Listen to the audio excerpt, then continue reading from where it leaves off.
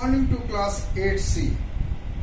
आज आपके हिंदी रीडर की अभिव्यक्ति हिंदी पाठमाला की 8 की पाठ 10 पढ़ेंगे, समझाने का प्रयास करेंगे। पाठ का नाम है बैजू बाबर। बड़ी प्रसिद्ध कहानी है और इनका मुकाबला ज्यादातर तानसेन से हुआ करता था, लेकिन तानसेन भी इनके सामने नतमस्तक थे। तो चलिए कहानी को पढ़ते हैं। प्रभात का समय था, यानी सुबह का समय था। आसमान से बरसती हुई प्रकाश की किरणें संसार पर नवीन जीवन की वर्षा कर रही थी। यानी सुबह हो गया था, सूरज की किरणें चारों तरफ फैल चुकी थी, चारों तरफ उजियारा आ चुका था। इतने में साधुओं की एक मंडली शहर के अंदर दाखिल हुई। साधु का तात्पर्य समझते होंगे जो भिक्षाटन याद करके अपने जीवन को गुजारता है, या फिर साधु शिक्षा दीक्षा देने वाले भी होते हैं। तो एक साधुओं की मंडली शहर के अंदर दाखिल हुआ। ये लोग बड़े मस्त मौला भी होते हैं। ये लोग जो मस्त मौला, ईश्वर भक्त और हरि जन के मतवाले थे, संसार के बंधन तोड़ चुके थे, अपने मन को मार चुके थे। यानी वे व्यक्ति लोग साधु लोग होते हैं जो मस्त मौला, ईश्वर भक्त, ईश्वर से जुड़े हुए व्यक्ति और हमेशा हरि के गुण को गाने वाले, सांसारिक मोह से त्याग करके, पारिवारिक मोह को त्याग करके ये आगे बढ़ चुके थे, अपने मन को मार चुके थे कि अब मुझे साधु की जीवन को जीना है। और गाते थे सुमर सुमर सुमर भगवान को।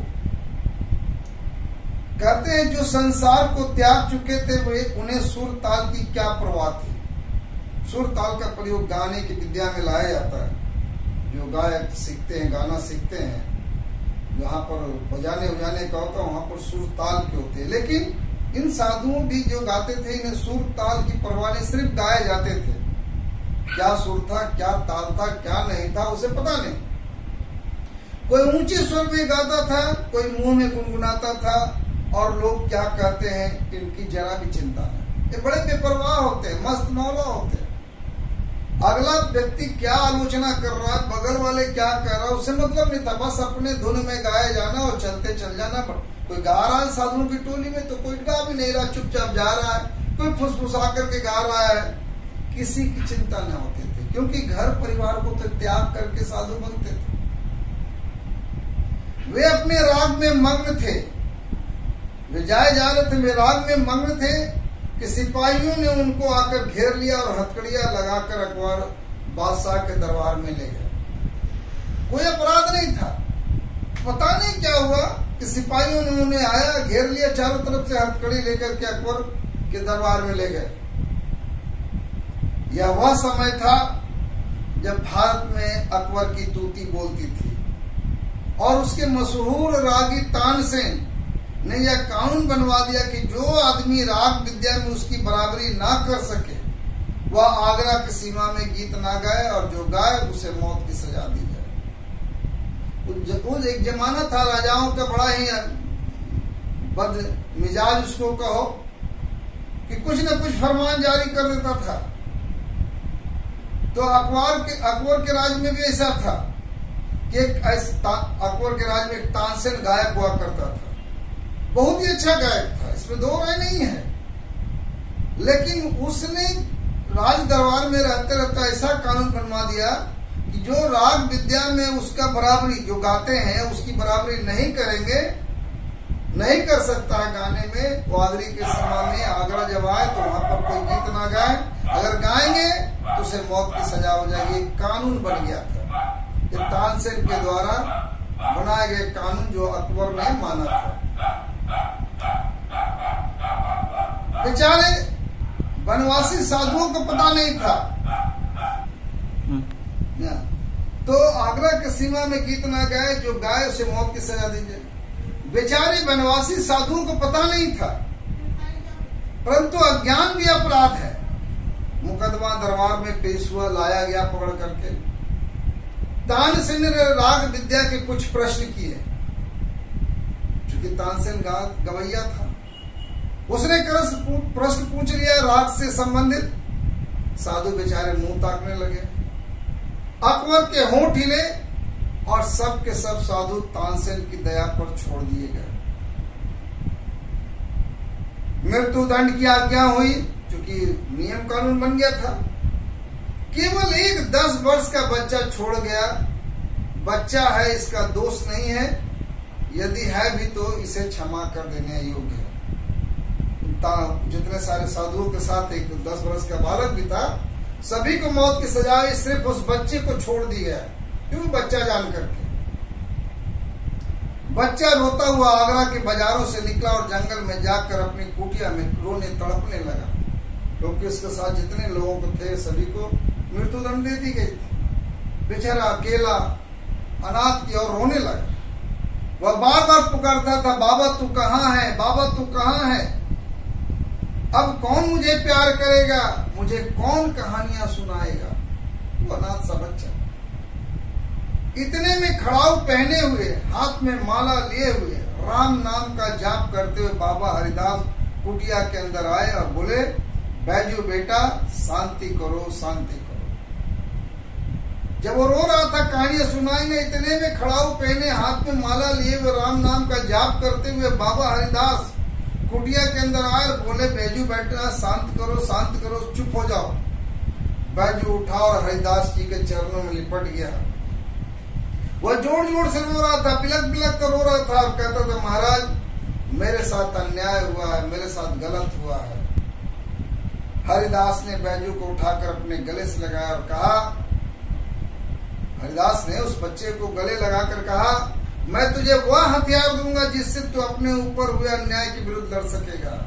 मैं तुझे ऐसा हथियार दूंगा जो तुम्हारे ऊपर अन्याय हुआ है उसके विरुद्ध तुम आवाज उठाएगा, लड़ सकेगा, मगर तुझे 12 बरस तक तपस्या करनी है। जब तक 12 बरस तपस्या नहीं करती हो तब तक वो हथियार तुम्हें नहीं मिलेगा। बड़ी भयंकर तपस्या होगी, कठोर तपस्या होगी। बैजू, महाराज आप 12 बरस कहते हैं, मैं 12 जीवन देने को तैयार हूँ। जो अभी जीवन इस तरह का 12 जीवन देने को तैयार हूँ। मैं अपने जीवन का एक एक क्षण आपको भेंट कर दूंगा, लेकिन मैं अपने अन्याय के विरुद्ध का बदला लेना चाहता हूँ। इस तरह धीरे धीरे घटना 12 बरस गुजर गया। अब बैजू बाबरा युवक था, राग विद्या में दिन पर दिन आगे बढ़ रहा था। उसके स्वर में जादू था और तान में एक आश्चर्यमय मोहनी थी। कहते हैं गाता था तो पत्थर पिघल जाते थे, पशु पंछी तक मुग्ध रह जाते थे, लोग सुनते थे, झूमते थे और वाह वाह करते थे। हवा रुक जाती थी, एक क्षमा बंध जाता था। ऐसा बैजू बाबरा गाने में निपुण हो गया था कि गाया और बजाया तो पत्थर पिघल जाए, पशु पंछी भी चुप हो जाए, लोग सुनते झूमते थे, हवा रुक जाती थी। इससे बड़ा क्या हो सकता है किसी गायक के लिए। एक दिन हरिदास ने हंसकर कहा, बस मेरे पास जितना सब कुछ था तुम्हें दे दिया, मैंने सब कुछ दे डाला है, अब तू पूर्ण गंधर्व हो गया है, अब मेरे पास कुछ नहीं बचा जो मैं तुझे दूं। हरिदास सिर हिलाकर बोले, या नहीं ना। बैजू हाथ बांधकर खड़ा हो गया, कृतज्ञता के भाव आंसुओं के रूप में बह निकला, चरणों पर सिर रखकर बोला, महाराज आपका उपकार जन्म भर सिर से नहीं उतरेगा। आपने जो उपकार किया है वो जन्म भर हमसे सिर से नहीं उतारेंगे, यह उपकार मेरे ऊपर रहेगा। हरिदास सिर हिलाकर बोले, या नहीं बेटा कुछ और कहो, मैं तुम्हारे मुंह से कुछ और सुनना चाहता हूँ। बैजू आज्ञा दीजिए, आप आज्ञा दीजिए, मैं क्या करूं? हरिदास तुम पहले प्रतिज्ञा करो। बैजू ने बिना सोच विचार कर दिया, मैं प्रतिज्ञा करता हूँ। हरिदास ने वाक्य को पूरा किया, इस राग विद्या से किसी को हानि नहीं पहुंचाऊंगा। प्रतिज्ञा में हरिदास ने क्या लिया गुरु दक्षिणा में, कि इस राग विद्या का प्रयोग जब करूंगा तो किसी को नुकसान नहीं करूंगा, हानि नहीं पहुंचाऊंगा। बैजू का लहू सूख गया, उसके पैर लड़खड़ाने लगे। ये कौन सा प्रतिज्ञा था? 12 वर्ष की तपस्या पर एक क्षण में पानी फिर गया। जिस चीज के लिए सीखा था, जिस अपमान के बदला लेने के लिए वो खत्म हो गया, मगर गुरु के सामने उसके मुंह से एक शब्द नहीं निकला। गुरु गुरु था, शिष्य शिष्य था। शिष्य गुरु से वाद विवाद करता, यह भारत की मर्यादा न थी। कुछ दिन बाद एक सुंदर नवयुवक साधु आगरा के बाजारों में गाता हुआ जा रहा था। लोगों ने समझा इसकी भी मौत आ गई, ये भी गया, क्योंकि वहां के नियम थे, अकबर ने बनाए थे। वे उठे कि उसे नगर की रीत की सूचना दी, मगर निकट पहुंचने से पहले ही मुग्ध होकर अपने आप को भूल गए और किसी को साहस नहीं कि उससे कुछ कर सके। यह समाचार नगर में जंगल की ओर फैल गई कि एक साधु रागी आया है जो बाजारों में गा रहा है। उसे नियम का पता नहीं है। सिपाहियों ने हथकड़ियां संभाली और पकड़ने के लिए साधु की ओर दौड़े, परंतु पास आना की रंग पलट गया। सिपाहियों ने जब उसकी गान को सुना, राग को सुना, तो अपनी सुध न रही, न हथकड़ियों की, न अपने बल की, अपनी ताकत की, अपनी कर्तव्य की, अपने बादशाह की आज्ञा की, हुक्म की, कुछ भी नहीं रहा। वे आश्चर्यचकित उस मुख की ओर देखने लगे। साधु मस्त था, सुनने वाले मस्त थे, जमीन आसमान मस्त। गाते गाते साधु धीरे धीरे चलता जाता था, श्रोताओं का समूह धीरे धीरे पीछे पीछे उसके चल रहा था। एकाएक गाना बंद हो गया, जादू का प्रभाव टूट गया। लोगों ने देखा वे तानसेन के महल के सामने खड़े हैं। तानसेन बाहर निकला, वहां के लोगों को देखकर हैरान हुआ और सब कुछ समझकर नवयुवक से बोला, तो शायद आप ही के सिर पर मौत सवार है। नवयुवक साधु मुस्कुराया, जी हाँ, मैं आपके साथ गान विद्या पर चर्चा करना चाहता हूं। तानसेन ने बेपरवाही से उत्तर दिया, बहुत अच्छा, मगर आप नियम जानते हैं ना, नियम कड़ा है और मेरे दिल में दया नहीं है।